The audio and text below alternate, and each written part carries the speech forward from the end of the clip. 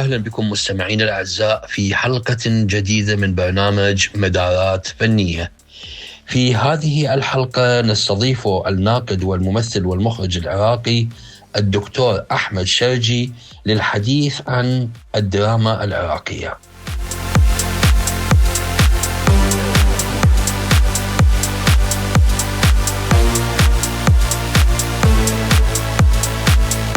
إذن نحيي ضيفنا الأستاذ الدكتور أحمد شرجي، ونبدأ هذا الحوار بالحديث عن الدراما العراقية وفيما إذا كانت قد استطاعت أن تعكس واقع الحياة العراقية بالشكل المطلوب. أتمنى من الدراما العراقية أن تقترب من الشارع العراقي، ليس بوعظية ساذجة أو مباشرة ساذجة، وإنما الارتقاء بالذائقة العراقية، الهموم المجتمعية، إن كانت بطريقة الكوميديا السوداء وليس الكوميديا اللي نراها الآن. بالنسبة للدراما الاجتماعية الحقيقية، كثير من المشاكل، أي مشكلة بسيطة ممكن تكون دراما إذا وجد كاتب حقيقي يحولها إلى تشويق، والمخرج يحولها إلى سحر بالصورة. للأسف إحنا ما زلنا لحد الآن نعاني من هذا الجانب. أما تجد نص جيد ويضيع هذا النص ويسقط في إخراج بسيط، إخراج ما برؤية، ما بتهاش على مستوى الصورة، ما بجماليات وتكوينات على مستوى الصورة. ما زلنا لحد الآن نحبو مع الدراما العربية. طيب، من خلال معايشتك ومتابعتك للدراما العراقية، سواء من خلال التمثيل أو الإخراج أو النقد، برأيك هل هناك قضايا مهمة كان بإمكان الدراما العراقية أو على الدراما العراقية أن تتناولها بجرأة كبيرة، قضايا مسكوت عنها مثلا؟ هم يعتقدون بأنهم يعكسون هموم الشارع العراقي، ولكن حقيقة هناك تعالي كبير على الشارع العراقي. هناك مغالاة في التناول، مغالاة ومبالغة كبيرة لا ترتقي لمستوى الشارع العراقي. الواقعية أو نقل مشاكل المجتمع العراقي وهموم المجتمع العراقي لا تعني تماما هو نقل الواقع بحذافيره على الشاشة، يعني يبقى أنت ما عملت شيء مهم حتى تكون مؤثر داخل المجتمع، أو دراما مؤثرة داخل المجتمع. للأسف لحد الآن يتعاملون وفق ما تريد المؤسسة، خطاب مؤدلج، وفق ما تريد القناة، خطاب القناة إن كانت أي قناة كانت، شنو خطابها؟ ديني، وعظي، ضد التغيير، مع التغيير، وبالتالي النصوص تكتب من أجل التنفيذ حتى يضمن المؤلف نصه يعرض على الشاشة، وهاي كارثة حقيقية. بعيدا عن التمثيل والإخراج، لديك مؤلفات عديدة في مجال النقد الفني. برأيك هل الإعلام في العراق استطاع توجيه الجمهور نحو المسلسلات التلفزيونية الجيدة؟ نعم، هناك الكثير من القضايا المسكوت عنها داخل المجتمع العراقي. لا يمكن ولكن قد لا تريده، ولا القناة أو لا يريده الخطاب المؤدلج لهذه القناة. هناك مشاكل كثيرة على مستوى المجتمع العراقي، هناك الكثير من المواضيع المهمة. يعني الآن حرب المخدرات بالعراق، حقيقة هذه الحرب اللي بدأت تتسع بشكل هائل، لكن التعاطي معها دراميا خجول جدا على مستوى الكتابة. هم مو فقط أنا طلع شخصيات تتعاطى المخدرات أو مروج المخدرات، هناك أسباب لهذا النمو لظاهرة المخدرات بين الشباب. هناك الكثير من القضايا المسكوت عنها، هناك الطلاق اللي بدأ ينتشر بالعراق أيضا هناك أسباب اجتماعية وعائلية ممكن تناولها. هناك مواضيع للساسة اللي بدوا الساسة الفاسدين بدوا ينخرون البلد.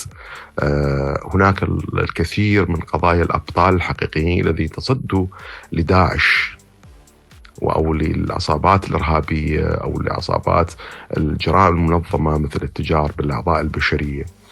هاي راد لها بحث. الكتابة ليس فقط تناول سطحي للظاهرة أو المشكلة، يجب أن تكون هناك دراسة اجتماعية، دراسة لأسباب المشكلة، تكون المعلومات حقيقية، المعلومات تتناول بطريقة درامية بها تشويق وبها سحر، وبالتالي يأتي المخرج لتنفيذها على مستوى الشكل البصري. بعيدا عن التمثيل والإخراج، لديك مؤلفات عديدة في مجال النقد الفني.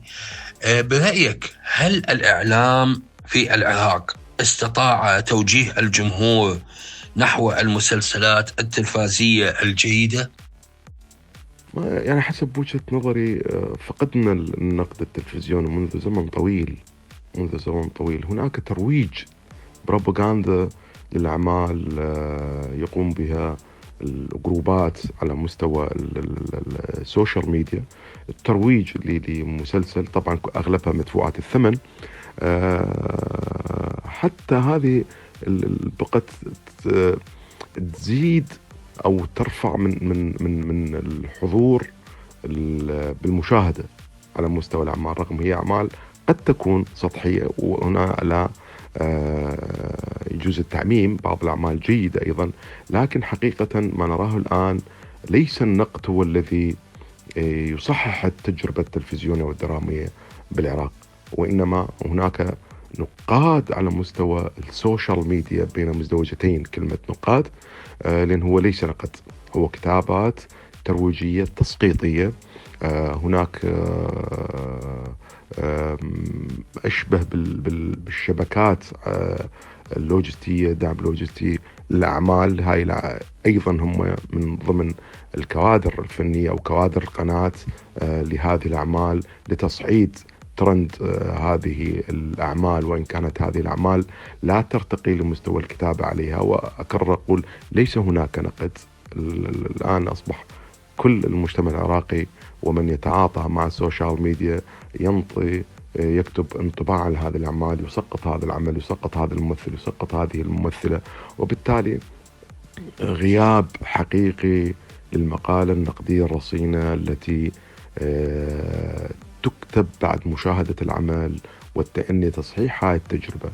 الآن يبدأ الحكم على الأعمال من ثاني حلقة أو ثالث حلقة، وإن لم يكن من الحلقة الأولى، أغلبها من الحلقة الأولى.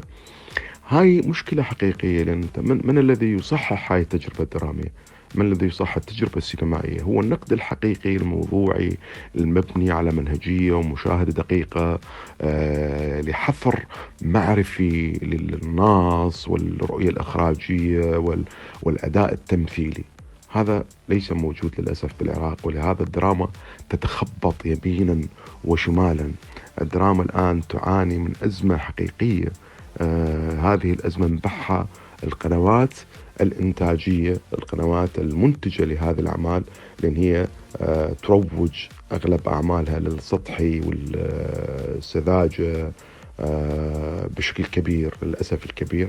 وبالتالي نلاحظ دخول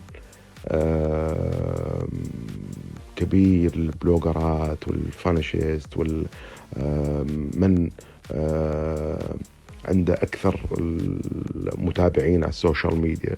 وأنا لست ضد تماما دخول هؤلاء، لكن أتمنى أن يكون الدخول الموهوب الحقيقي صاحب الموهبة بالتمثيل، هذا نستفيد من عنده حتى إن كان على مستوى العنصر النسائي، لكن أن تكون هذا التعميم والانفتاح الكبير الأبواب لكل هؤلاء، والقنوات تأتي بهم فقط من أجل المتابعين، ولهذا نشوف تردي حقيقي على مستوى الأداء التمثيلي.